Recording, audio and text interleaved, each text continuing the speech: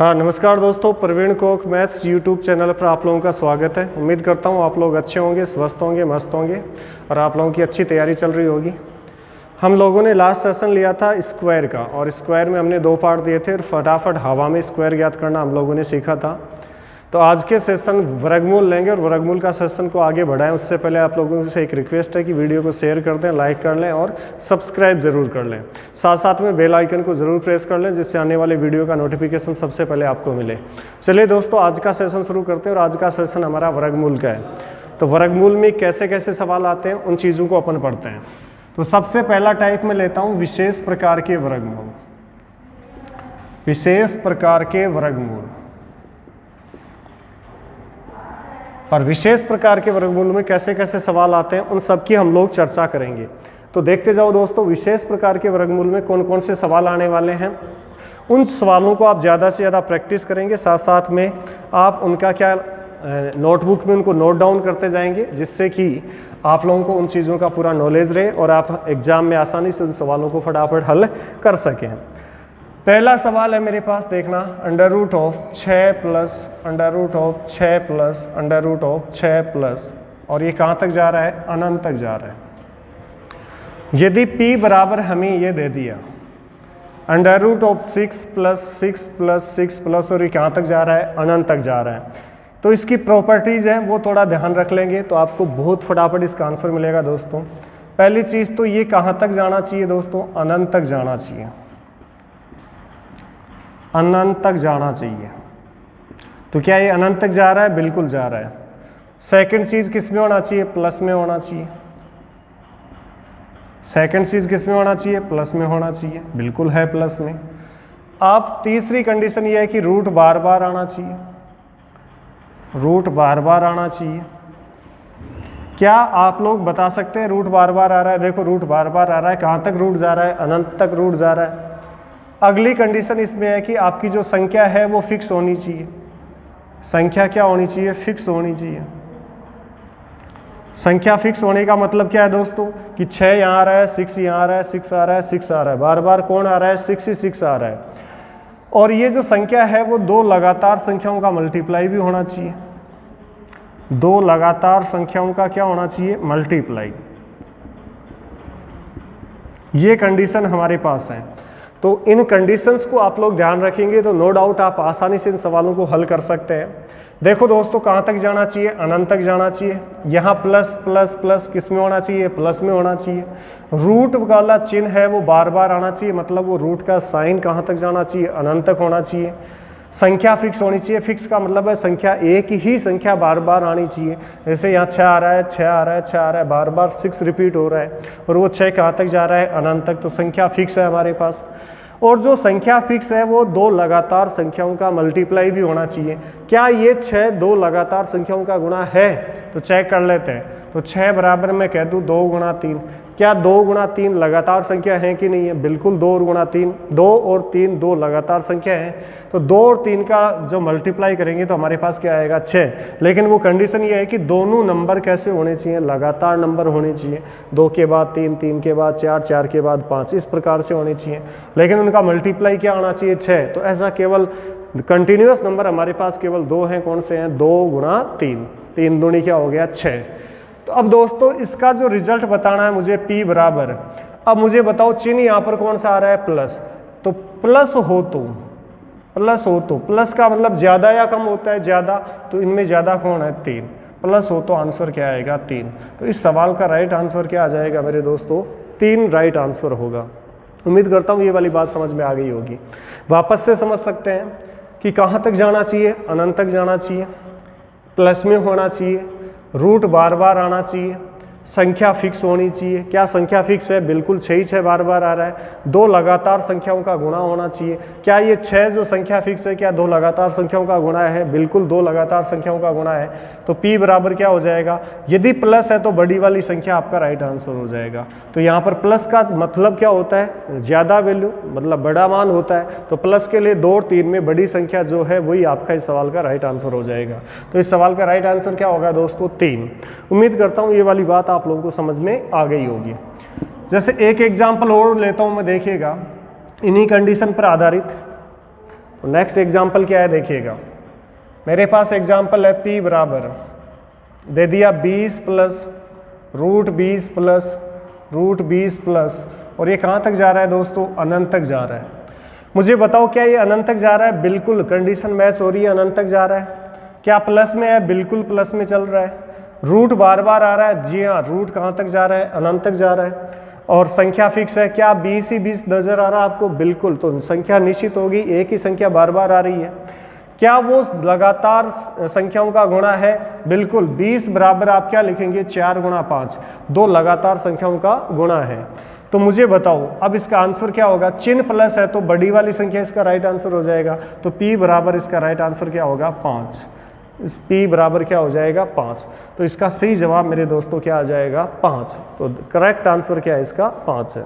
उम्मीद करता हूँ ये वाली बात आप लोगों को समझ में आ गई होगी। चलिए, जब प्लस का चिन्ह आए, लगातार संख्या आए और लगातार संख्याओं का गुणा आए और फिक्स संख्या हो और अनंत तक जा रहा हो, तो हमेशा प्लस होने से बड़ी वाली संख्या इसका राइट आंसर हो जाएगा। अब अगला टाइप लेता हूँ, दूसरा टाइप, और वो क्या है देखना, √12 माइनस √12 माइनस, और ये कहाँ तक जा रहा है दोस्तों, अनंत तक जा रहा है। कहाँ तक जा रहा है, अनंत तक, p बराबर। तो इसकी भी वही सेम कंडीशन है देखना। पहली कंडीशन तो ये कहाँ तक जाना चाहिए, अनंत तक जाना चाहिए। कहाँ तक जाना चाहिए, अनंत तक जाना चाहिए। सेकंड कंडीशन क्या है, रूट बार बार आना चाहिए, बिल्कुल रूट बार बार आ रहा है। और तीसरी कंडीशन दोस्तों इसकी क्या होगी, नंबर फिक्स होना चाहिए। नंबर क्या है, फिक्स होना चाहिए। चौथी कंडीशन क्या है, जो नंबर है वो 2 लगातार संख्याओं का गुणा होना चाहिए। 2 लगातार संख्याओं का क्या होना चाहिए, गुणा होना चाहिए। 2 लगातार संख्याओं का गुणा होना चाहिए। और अगली कंडीशन ये है कि ये किस में होना चाहिए, माइनस में होना चाहिए। थोड़ी देर पहले जो सवाल था वो किस में था, प्लस में था, और ये किस में आ रहा है, माइनस का चिन्ह आ रहा है। तो आप मुझे बताओ क्या कंडीशन अनंत तक वाली सही है, बिल्कुल अनंत तक जा रहा है। रूट कहाँ तक आ रहा है, बार बार आ रहा है। नंबर क्या है, फिक्स है, देखो 12 ही 12 लिखा जा रहा है। और क्या ये 12 2 लगातार संख्याओं का गुणा है, बिल्कुल है। 12 किन 2 लगातार संख्याओं का गुणा है दोस्तों, 3 गुणा 4। तो मैं क्या इसको ऐसे लिख सकता हूँ, 12 बराबर 3 गुणा 4। क्या 12 2 लगातार संख्याओं का गुणा है, जी हाँ दोस्तों, 3 और 4 2 लगातार संख्या है जिनका गुणनफल हमेशा क्या आता है, 12 आता है। अब मुझे बताओ इसका चिन्ह कौन सा है, प्लस है या माइनस, माइनस का चिन्ह है। तो माइनस का चिन्ह है तो माइनस का मतलब छोटी संख्या या बड़ी संख्या, माइनस का मतलब बड़ा मान या छोटा मान, हमेशा माइनस का मतलब छोटा मान होता है। तो इन दोनों में छोटी संख्या कौन है, 3।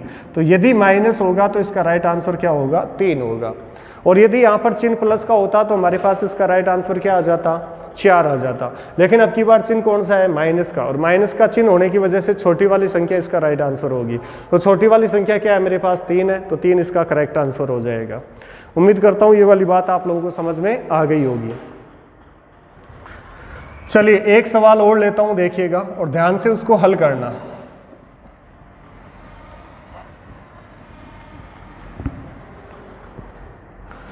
जैसे मैंने एक सवाल लिया, √30 माइनस √30 माइनस √30 माइनस, और कहाँ तक जा रहा है, ये अनंत तक जा रहा है दोस्तों। p बराबर मैंने ऐसा ले लिया। तो बताओ क्या ये अनंत तक जा रहा है, बिल्कुल अनंत तक जा रहा है। रूट बार बार आ रहा है, देख सकते हैं आप, रूट और ये रूट कहाँ तक जा रहा है, अनंत तक जा रहा है, तो रूट बार बार आ रहा है। नंबर फिक्स है क्या, बिल्कुल 30 30 30 बार बार रिपीट कौन हो रहा है, 30 तो हो रहा है ना, तो नंबर भी फिक्स हो गया। क्या ये नंबर 2 लगातार संख्याओं का गुणा है, जी हाँ दोस्तों, 30 2 लगातार संख्याओं का गुणा है। कौन सी 2 लगातार संख्याओं का गुणा है, 5 गुणा 6। तो 6 गुणा 5 5 गुणा 6, पहले छोटी संख्या बोलेंगे फिर बड़ी संख्या बोलेंगे।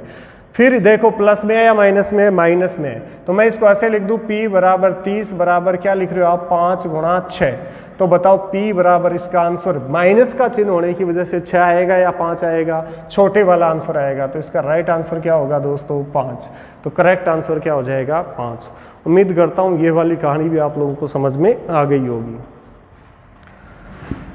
अब आगे चलते हैं, नेक्स्ट टाइप में चलते हैं, देखिएगा। दो टाइप मैंने बता दिए, एक प्लस वाला एक माइनस वाला। प्लस वाले में बड़ी संख्या और माइनस वाले में कौन सी संख्या लेते हैं, छोटी संख्या।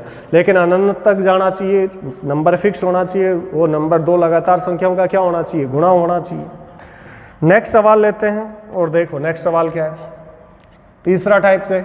जैसे मैंने यूँ ले लिया √5 √5 √5 और ये √5, ये कहाँ तक जा रहा है दोस्तों, अनंत तक जा रहा है। कहाँ तक जा रहा है, अनंत तक। तो इसकी कंडीशंस समझ लें पहले, प्रॉपर्टीज क्या क्या है। पहली प्रॉपर्टी तो दोस्तों ये है कि ये कहाँ तक जाना चाहिए, अनंत तक जाना। देखो √5 ऐसे ये दोस्तों कहाँ तक जा रहा है, अनंत तक जा रहा है। तो इसकी कुछ विशेषताएं हैं, वो विशेषताएं सबसे पहले नोट कर लेते हैं हम। पहली विशेषता ये है कि ये कहाँ तक जाएगा, अनंत तक जाएगा। कहाँ तक जा रहा है, अनंत तक जा रहा है। दूसरी विशेषता ये है कि ये गुणा में होना चाहिए। अब की बार किस में होना चाहिए, गुणा में होना चाहिए। और तीसरी विशेषता क्या है, नंबर आपका फिक्स होना चाहिए। नंबर क्या होना चाहिए, फिक्स होना चाहिए। देखो नंबर फिक्स होना चाहिए। और चौथी विशेषता हमारी ये है कि रूट अनंत तक जाना चाहिए, या यूं कह दे रूट बार बार आना चाहिए। अब इन कंडीशंस को गौर से देख लिए। देखो दोस्तों, सबसे पहले क्या ये अनंत तक जा रहा है, बिल्कुल अनंत तक जा रहा है। क्या गुणा में है, √5 गुणा √5 गुणा √5, बिल्कुल गुणा में चल रहा है। ये नंबर फिक्स है, बिल्कुल 5 5 5, ये नंबर भी फिक्स है हमारे पास। और रूट बार बार आ रहा है, जी हाँ, रूट कहाँ तक जा रहा है, अनंत तक। यदि इन चारों कैटेगरी को कोई फॉलो करता है, चारों प्रॉपर्टी को कोई फॉलो करता है, तो इसका मतलब उसका आंसर वो संख्या होगी जो रूट में है। तो P बराबर इसका आंसर क्या आ जाएगा, 5। यहाँ 5 है तो 5 हो जाएगा, 6 पड़ा है तो 6 हो जाएगा, और 7 पड़ा है तो 7। एनीवे कोई भी नंबर पड़ा है वो आपका राइट आंसर हो जाएगा, बेशर्ते कि वो अनंत तक जाए, गुणा में हो, नंबर फिक्स हो और रूट बार बार आए। तो इन प्रकार की कंडीशंस को यदि फॉलो करता है तो उसका आंसर जो यहाँ संख्या पड़ी है वही आपका राइट आंसर हो जाता है। तो दोस्तों इसका आंसर क्या हो जाएगा, P बराबर 5। जैसे मैं एक एग्जाम्पल और लूँ, ध्यान से समझना इस चीज को।